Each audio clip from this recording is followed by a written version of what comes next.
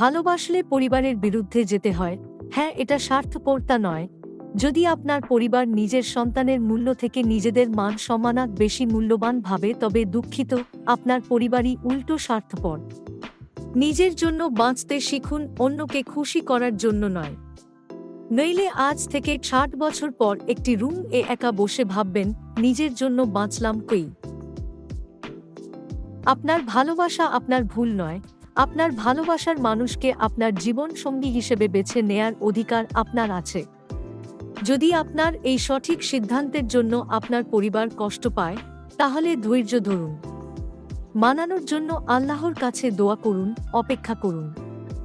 মানুষটাকে হারাতে দিবেন না।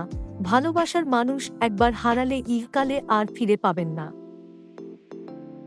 ভালোবাসলে লড়াই করতে হয়, চোখের পানি ফেলতে হয়, আফসোস নিয়ে ৬০ বছর বাঁচার থেকে ভালোবাসার মানুষটি হোক জন্ম জন্মান্তরে বর। কথা দিয়ে কথা রাখতে পারলে সব ভালোবাসাই পূর্ণতা পায়।